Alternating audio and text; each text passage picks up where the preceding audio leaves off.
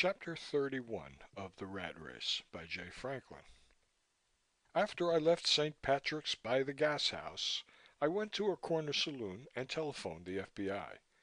I asked for Harcourt, but was told that he was out to lunch, which reminded me that I was hungry. A private treaty with the bartender brought me a steak sandwich and no questions asked. Apple pie and coffee followed, and were not too horrible. I smoked a cigarette, drank a second cup of coffee, and called the FBI again.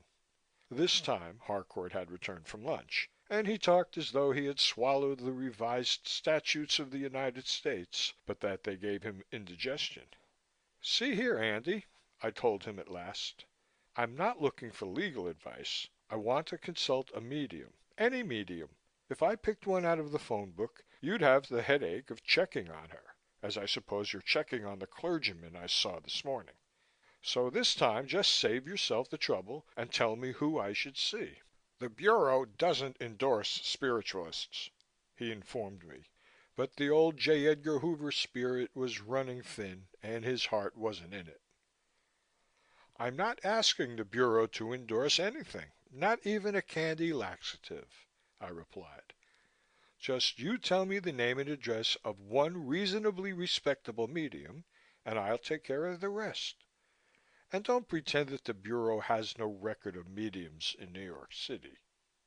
"Mr. Tompkins," he said, and I could fairly hear the hum of the recording machine on the telephone, "the Bureau does not endorse any so-called spiritualist mediums. Naturally, under the leadership of our present director, the New York office has made a close check on all self-styled spiritualistic mediums in this city. One of these, who has established her bona fides, for purposes of identification only, is Madame Claire LeLune, 1187 Lenox Avenue." "1187 Lenox," I repeated after him. "That's in Harlem. Madame Claire LeLune sounds like the dark side of the moon to me. Say, Andy, hasn't she a friend named Pierrot?" There was a pause at the other end of the wire. "No, sir, Mr. Tompkins," came the FBI official voice. "Okay," I told him.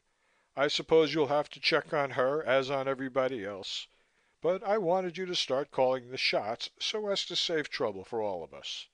I'm going to consult Madame Lune, so you can tell your agents to rendezvous at 1187 Lenox Avenue. I'll be there in about 20 minutes." 1187 Lenox did not seem prepossessing from the spiritual angle. Madame LeLune's apartment was on the third floor, walk up, and smelled of cabbage, diapers and African sweat. Madame LeLune herself was a light mulatto with a superb figure and a face so deeply scarred by smallpox that it looked like a map of southern lynchings since 1921. She seemed reluctant to deal with me on a professional basis, even after I had offered her a $20 bill, until I told her that the FBI had recommended her and that I needed her help. "Oh," she said, "that's different. Just you wait till I turn down my stove." She ushered me into a close and smelly little room with black velvet curtains and a couch covered with black sateen. Madame LeLune lay down on the couch and directed me to turn off the electric light from the switch by the door. Although it was still early afternoon, the room was so dark that I could barely make out the form of the medium or find my way back to the chair. For a time there was no sound except for the deep, regular breathing of the medium. Then suddenly came the shrill voice of a pickaninny. "I's here," the voice cried. "It's Silver Bell, mammy. I's here." I smiled to myself in the Harlem dusk. It was so obviously the usual racket. There was the medium in her 10-cent trance. The voice of her control was coming through. I had only to ask and I would receive a vague and blotting paper reply to any question. "I's here, mammy," the child's voice repeated. "What you want, mammy? Silver Bell's here." Madame LeLune snorted and snored on the couch. My eyes had become more accustomed to the dim light, and I noticed how she had loosened her blouse so that her superb bust rose in twin-peaked Kilimanjaro against the wall. Silver Bell's here, mammy, the child's voice said again. What you want?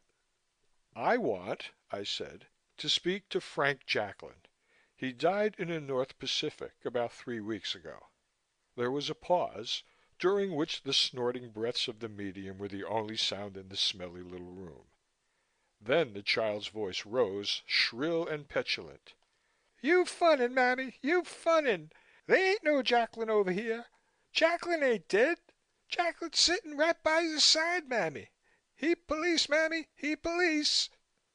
Madame Laloon stirred, and I sensed her sightless eyes turning toward me in the dark. No, I'm not police, Silver Bell, I said. If you can't find Jacklin, I want to speak to Winnie Tompkins. For several minutes there was a long silence. Then came an impish giggle.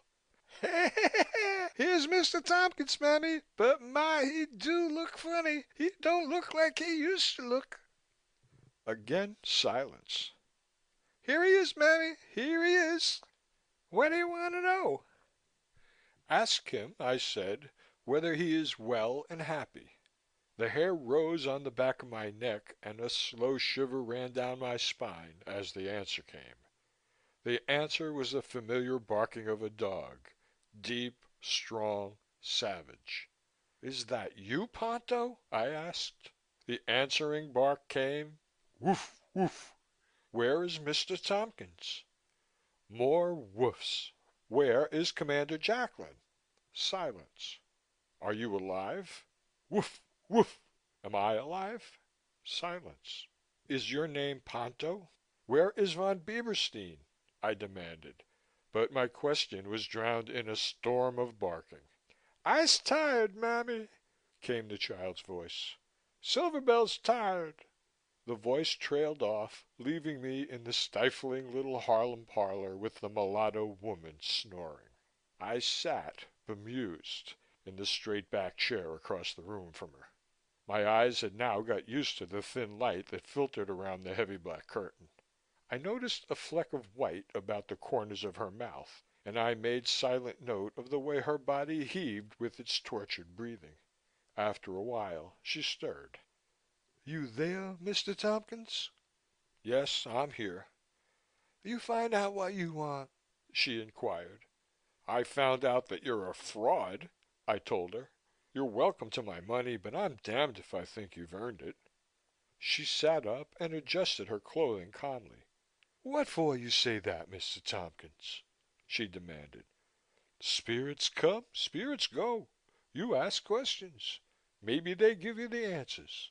I don't know. Very clever, Madame Laloon, I observed. Harcourt phones you, I'm on the way, and tells you what to do. I'm supposed to come in and swallow it all. Well, I'm not interested in that game. All I want to know is how you managed to imitate my dog. Madame Laloon rose and peered at me in the dusk. White man, she said, what dog you talking about? I ain't see no dog. The words I had planned to fling at her died in my throat. Fraud or not, she was superb. Her pockmarked face had a haughty dignity and her bearing was that of a great queen. I'm sorry, I apologized, without knowing why. I'm in trouble. I hoped you could help me. All I got out of your trance was a child laughing and a dog barking. Her eyes glowed in the twilit room. What this dog? She demanded. You know this dog? Yes, I told her. It's my dog. His name is Ponto. He's a Great Dane, and he's at the kennels. You go, Mr. Tompkins, she ordered me. You better go fast. That dog, what's his color now? Black, I said. Yes, black. She rolled her eyes until I saw the whites. That black dog don't mean no good to you or yours. You keep away from that dog, Mr. Tompkins. No, sir, I don't want your money. There's no luck with you, white man, with that black dog. I don't know how I knows, but I does know. As I walked out into the bright, cool air of Lenox Avenue, I felt relieved. Madame Laloon was an interesting enough type. She obviously had the primitive sense of second sight, intuition, whatever it is, that let her penetrate behind human appearances. The medium business was just a trade trick. In Africa or Haiti, she could have been a witch doctor with a pet snake.